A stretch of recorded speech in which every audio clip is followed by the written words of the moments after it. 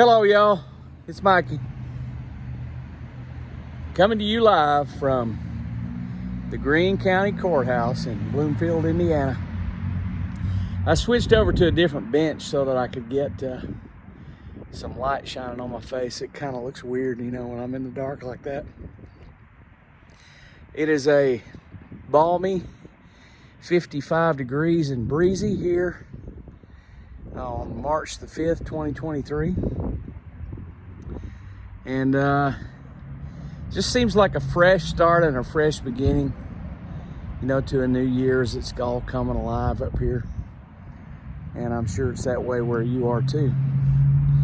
I just wanted to take a minute and, you know, give you some words of encouragement, hopefully that maybe can make a difference in your life.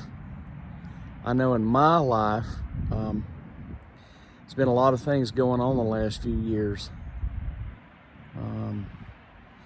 The freight train of life is a locomotive with a lot of mass moving fast. That's a lot of energy. And the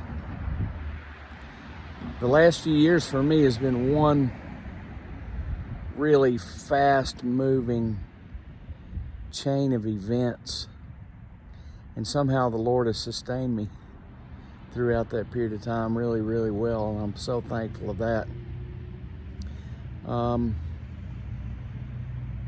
You know, it's like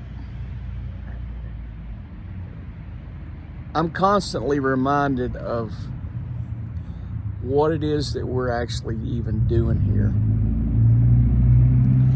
And the more I learn about the Bible and more I learn about God's story, the more I realize that, you know, He set all this in motion and created it to be such, and has us here to take care of this place and take care of each other. And of course, you know, go read this first couple pages of the Bible and you'll figure out that we started butchering that pretty quick. But thankfully, Jesus came down here to reconcile us to God and redeem the planet.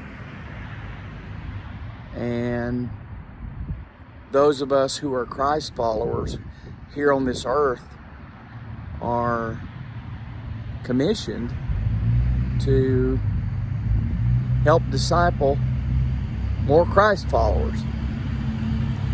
And eventually, we take the planet over. I mean, that's what's actually going to happen. It's going to be a reunification of heaven and earth, if you read the last couple pages of the Bible. And in the meantime, you know, how is it that we're supposed to live? Well, we're not just sitting around here waiting on going to heaven. I can tell you that. I think people get sidelined and put on the bench thinking about the afterlife. And so they waste an entire life in the process. So I'm just going to encourage you to, you know, realize that you are, if you're a Christ follower, you are here to help disciple other Christ followers. You're here to learn as much as you can about the teachings of Jesus so that you can share that information with other people, and more than anything else, act it out. Just go read Matthew again. Check out the Sermon on the Mount and apply that stuff to your life and see if you can, in fact, walk in that way. We're all going to fail, but at least we can put an effort into it. The good news is you're far more important than you think. You're a node in a huge network, and you have interaction with a lot of people, and you have influence on them. So, you know, I have to rethink all the endeavors of my life and really kind of figure out how to stop wasting time and get busy with the effort of helping to disciple people for Jesus. And I can say that, you know, I've done a pretty miserable effort of that throughout my lifetime, but it's never too late. And you know, I have thankfully been a part of a Bible study group that meets every Thursday night at my shop at 6:30. You're welcome to join us, by the way. And that group of people, we really have the Spirit of God moving in our midst. And while it's not a very big group of people, there's certainly massive transformation happening in the lives of those people. And if you imagine that those people have lots of people that they touch, then that little Bible study group is having a big impact. And I'm so thankful to be a part of it. I'm thankful that I stepped out in faith to start that whole thing and, you know,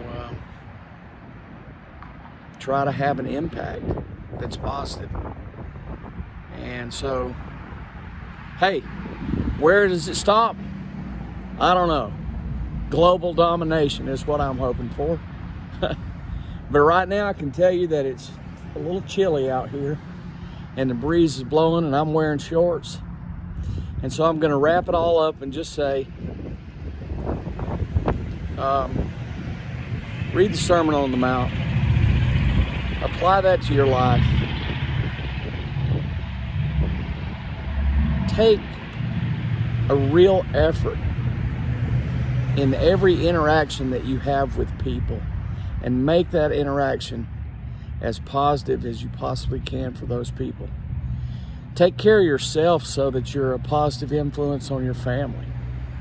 You know, that's some big licks right there.